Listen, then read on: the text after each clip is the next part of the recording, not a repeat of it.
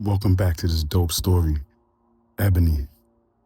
Before we move any further, I need you to hit that like button, subscribe, share this if you like it. Chapter 21.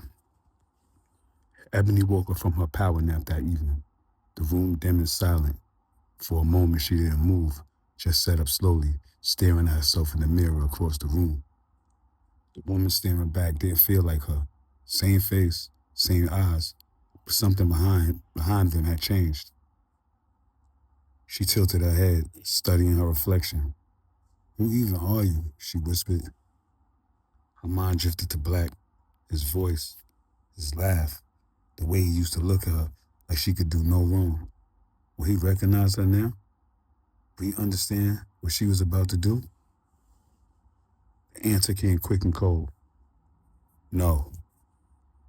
You see, because this wasn't the same Ebony anymore. When they took Black from her, they flipped the switch she didn't even know she had. And that's when it hit her. The thought slid through her like a spark catching flame. She wasn't just Ebony anymore. She was the Black Widow. The name made her smirk.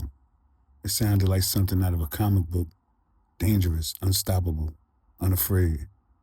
And for the first time in a long time, she felt alive. She got up, showered, got dressed. All black everything. Nike Tech sweatsuit, fresh Air Maxes, a black Montclair puffer vest, and a fitted Nike mask pulled up over her face. From the closet, she pulled out the large Telfar bag. Inside, the Mac 11 with the silencer, another pistol, and a grenade wrapped in a bandana. She unpacked the weapons carefully and moved them into her larger Fendi bag. Then she called out, "Mecca!" Her little sister came in, rubbing her eyes, confused. Ebony looked her eye to eye, voice calm but serious. "Listen to me. If I don't come back tomorrow, go to the stash. The combo is 27-9-13. Don't tell Jackie, you hear me?" Mecca nodded, trying not to cry. Ebony smiled faintly, leaning in, and kissed her on the forehead. "I love you, sis." She stood and walked out the room. In the living room, she froze. Wally was there. Must have came while she was asleep. Her mother was sitting beside him, looking up with tired eyes. For a moment, nobody said anything. Ebony swallowed hard. "I'm headed out," she said softly. "Just wanted to say, I love y'all." Her mother stood and hugged her tight. "I don't know what you got going on, but be careful, baby." Wally walked her to the door. "I don't know what's going on, E, but be careful out there." Ebony looked at him, eyes glossy but steady. "Take care of Jackie and Mecca for me." She kissed him on the cheek and left. City, city lights were on now, streaks of red and gold bouncing off wet pavement as Ebony drove through Brooklyn. She didn't play music, just silence, her thoughts louder than anything on the radio. She pulled up to Pretty's building in Brownsville and called her. "Come downstairs." Pretty came out a few minutes later, hoodie on, hair tied up. She slid into the passenger seat, looking curious. Ebony handed her the Telfar bag. "Hold this." Pretty opened it slightly, saw what was inside, and looked up quick. "E, what's this?" Ebony didn't answer. She just said, "I love you." Pretty's face softened. "I love you too, girl." There was a long pause before she smiled through the tears. "You remember junior high, when them girls from the other side tried to jump me? You was the only one that stood with me. You ain't even hesitate." Ebony nodded, eyes wet. Then out of nowhere, Black showed up. Pretty said, laughing through her sniffles. "He made all them girls give us one-on-ones, but you fought all of them, 'cause you wasn't letting me go out like that." From that day, we was locked in, and that's till the end. The car went quiet again. They hugged tight, both crying now.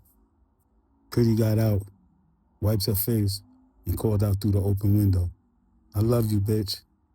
Ebony laughed softly, wiping her own tears, then pulled off into the night. Detective Tate had been watching from 2 cars back. It was his day off, but something about Ebony didn't sit right with him. He'd been following her since she left the condo. No backup, no warrant, just a gut feeling. He started the engine and eased forward, keeping his distance. At the Canarsie Pier, the night breeze came off the water, cool and sharp. Bags and Chop stood in front of the black Escalade, talking in low tones, smoke curling in the air between them. Headlights washed over them as Ebony's car pulled up. Tate slowed to a stop, right in the parking lot, lights off, just watching. Ebony got out and walked towards the 2 men. They talked for a minute, quiet, serious. Tate couldn't hear the words, but he saw the body language. Bags and Ebony nodded to each other. Then Bags got into Ebony's car and Chop climbed into the Escalade. Ebony pulled out first. Chop followed. Tate leaned back in his seat, eyes narrowing as he shifted in the drive. This is getting interesting, he muttered, trailing behind him into the night.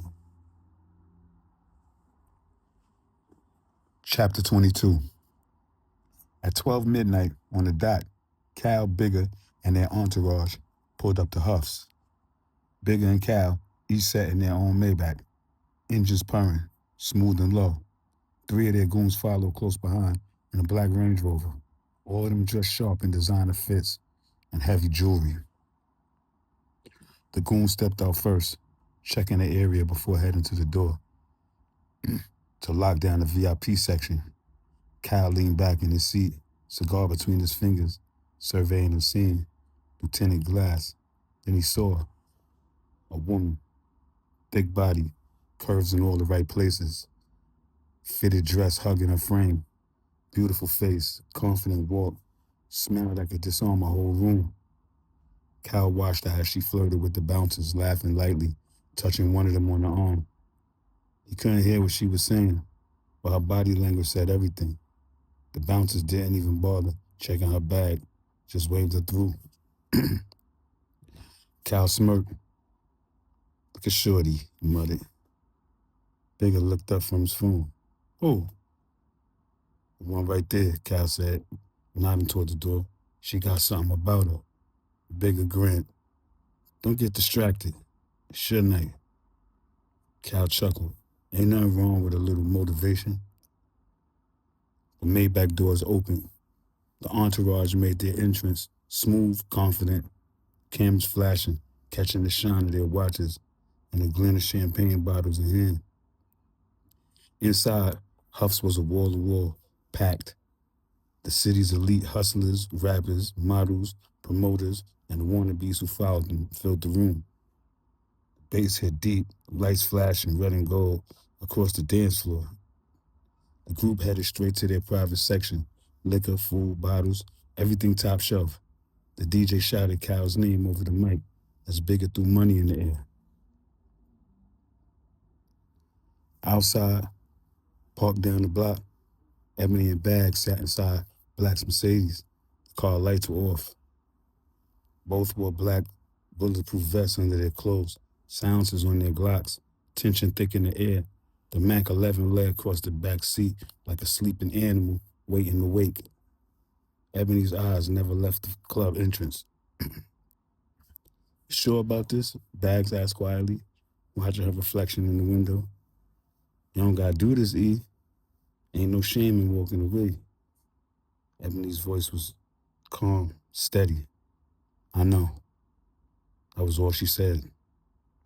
Up the block, Chop sat in the Escalade, eyes half on the club, half on his phone. Further back, a few cars away, Detective Tate sat behind the wheel of the unmarked sedan, watching through binoculars. He still had no idea what he was looking at, only that it felt like something about to explode. Inside Huff's, the party was at its peak. Smoke hung thick, the air full of cologne, liquor, and bass. Bigger held court in the VIP with a few business partners laughing loud while Cal sipped champagne and scanned the crowd. That's when he saw her again, the woman from outside. She was sitting at another table with three other women, looking like they belonged there without trying. Cal leaned over to one of his goons. Go tell Shorty and the girls to come through. The goon went, tried his luck, and came back shaking his head. They said if y'all want to talk, y'all gotta come to them. Cal laughed, impressed. Oh yeah? I like that. He stood up, straightened his jacket, and walked across the room. The music thumped around him. When he reached the woman's table, she looked up smiling like she'd been expecting him. What's your name? He asked, talking over the music. Keisha, she said. Cal grinned. Keisha, huh? I'm Cal. I know who you are, she said, teasing. He sat down across from her, leaning in. I saw you outside. Noticed you didn't get searched when you came in. You must got some good pull with them bouncers. Keisha smiled, eyes glinting. They cool with me. They know I ain't the type to cause no trouble. Cal nodded, liking her confidence. I like your attitude. Not too many women move like that. They talked, laughed, flirted. One by one, Cal's goons paired off with Keisha's friends and drifted into the crowd. Cal didn't mind. He was locked in. They could have a day off. Across the club, Bigger was deep in conversation, closing the deal. Cal waved them off. You hungry? He asked Keisha. Come on, let's get some food. She hesitated, pretending to think about it. All right, she said finally, but I gotta text my roommate first. Let her know I might not come home tonight. Cal smiled. That's what I like to hear. Outside, Ebony's phone buzzed. She looked down at the message. Pretty. On my way home. Ebony's jaw tightened. She looked at Bags. It's time. Be on point. Bags nodded, checking his weapon. Say less. Up the block, in the Escalade, Chop shifted uncomfortably. He looked around, sighed and muttered. Damn, I gotta piss. He grabbed his gun off the passenger seat, tucked it into his coat pocket, and stepped out of the Jeep. He slipped into the dark alley beside the club, head down. The sound of the party thumped faintly through the walls. Then two muffled pops. Chop dropped instantly, the gun slipping from his hand. Standing behind him, half in the shadow, was Detective Monroe. Silenced pistol still smoking in his grip, not his surface revolver. He looked down at the body and smirked. Well, he muttered to himself, what do we have here? He slipped the gun back under his coat and walked away into the night like nothing happened. Chapter 23. Ebony and Bags sat low in Black's Mercedes, eyes locked on the club entrance. The streets around Huff's were loud, messy, overflowing with energy, but Ebony's world had narrowed to a single point of focus. When Black's caravan suddenly pulled off from the front, two Maybachs and nothing else, because the goons left in the Range Rover with Keisha's friends. Ebony's eyes narrowed. Cal, Big, and Pretty gotta be coming out the back. They didn't wait another second. They grabbed their weapons, slid out of the car, and moved fast and quiet down the block. Further back, half hidden in the shadows, Detective Tate watched everything unfold. He saw Ebony dressed head to toe in black, Montclair puffer over her black sweatsuit, Fendi bag heavy on her shoulder. That bag told him everything. Tate, what the hell are you walking into? He whispered to himself.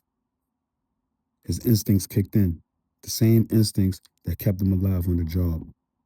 He left his car, shut the door without a sound, and tailed them on foot. Ebony and Bags reached the back of Huff's just as the caravan did. The rear door burst open. Bigger stepped out first. Behind him came Cal, holding Pretty's hand, casually, like they were leaving a dinner date. Pretty stayed in character. No fear. No hint she wasn't Keisha. Her eyes flicked to Ebony for a half a second, then back to Cal. Last came another figure, tall, hood pulled low, unrecognizable from a distance. Bigger was talking to him quietly. That's when Ebony and Bags pounced. Ebony sprinted forward, yanking the Mac 11 from the Fendi bag. The sounds of metal scraping snapped everybody's attention toward her. Bigger turned around, and Ebony froze. Mr. Carter? She choked. You Bigger? Black's father stared at her with an unreadable expression, shock, confusion, and something colder beneath. You killed your own son, she screamed, voice cracking. Why? Answer me. She raised the Mac 11, aimed straight at his chest. The shadowy figure beside him suddenly stepped forward and raised a gun of his own. Drop it, he barked. Drop your weapon now. Ebony's eyes widened. Monroe? Tate whispered from behind the dumpster, horrified. Detective Monroe stood fully exposed now, holding a silenced pistol, not his NYPD-issued gun. Bags immediately drew on him. You drop yours, motherfucker. Tate rushed up behind him, gun drawn, face twisted with betrayal. Monroe, what the hell are you doing? Bigger looked from the guns to Cal. Handle it, he told Monroe. Monroe nodded, and the world broke open. Ebony pulled the trigger. The Mac 11 roared, silent only to the outside. Bigger's chest exploded as he fell back into the wall, dead instantly. The alley erupted in gunfire. Monroe spun toward Tate and Bags, firing wild. Bullets pinged and hissed off metal as Bags and Tate dove behind the dumpster, returning fire. Ebony swung the Mac toward Cal. Cal grabbed Pretty and yanked her in front of him like a shield. Ebony stopped instantly. Pretty! Pretty eyes filled with tears, but she didn't scream. She didn't break. Cal dragged her toward the Maybach as chaos exploded behind them. Tate shouted over the gunfire, Monroe, what are you doing? Monroe sneered, firing toward his partner. You should have left the case cold, Tate. I told you. He zeroed in on Tate before Tate could fire. Ebony turned back toward Cal and squeezed the trigger.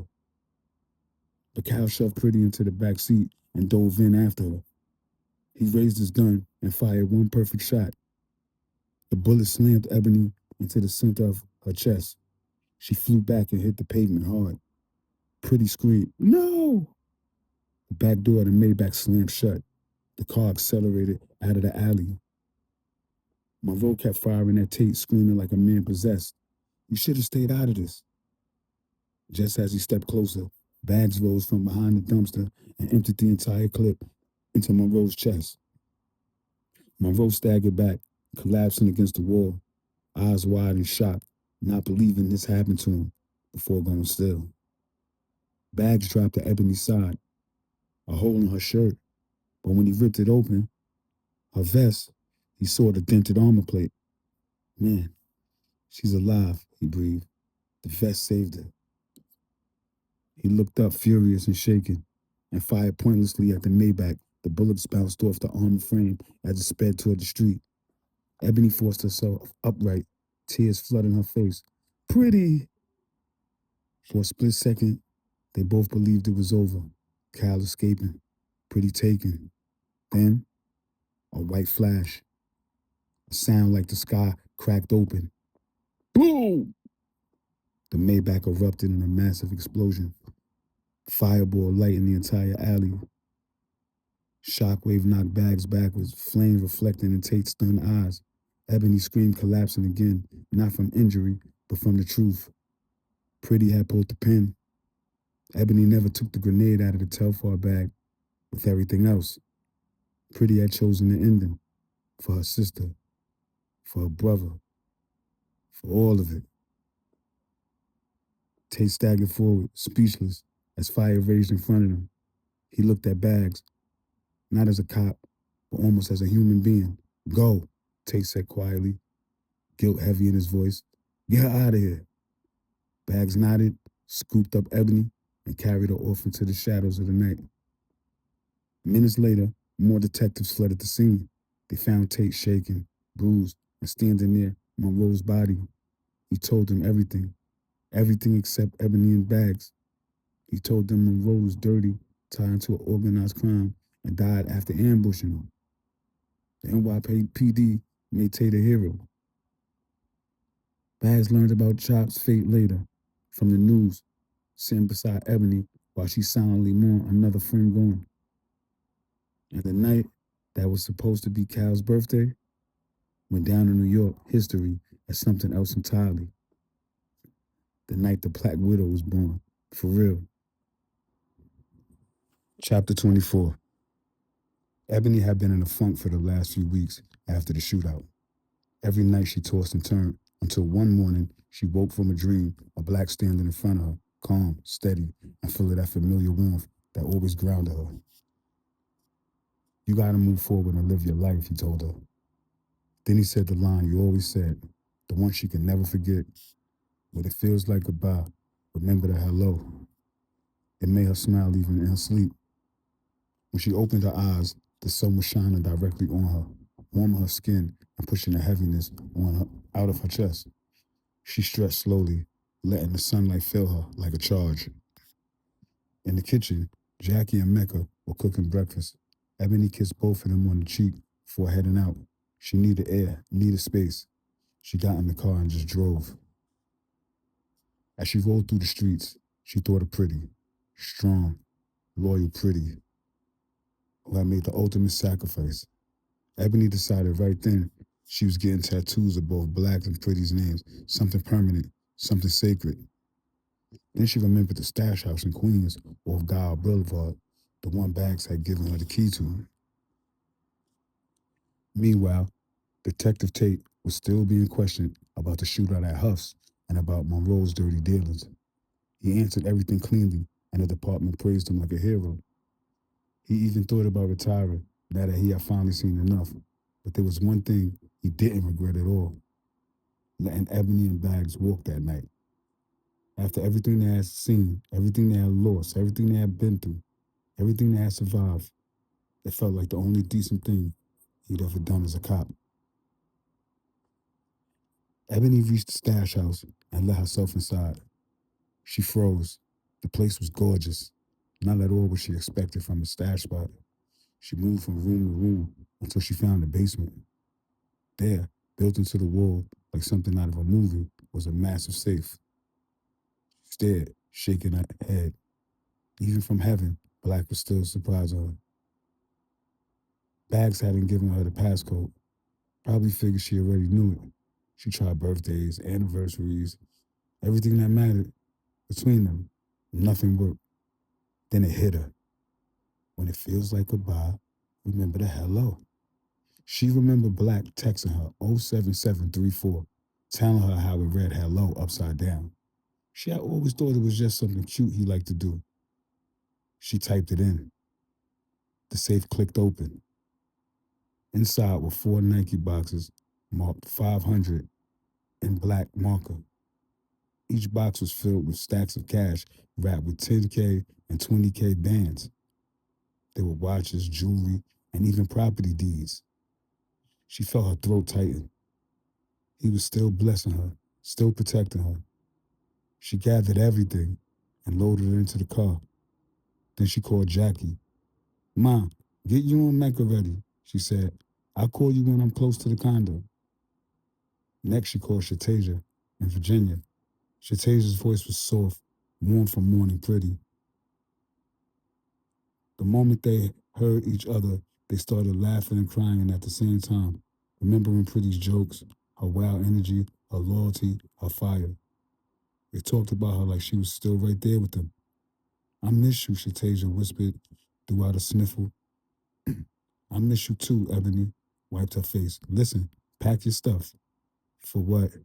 Ebony smiled. "I'm coming to get you. We're all going to Atlanta.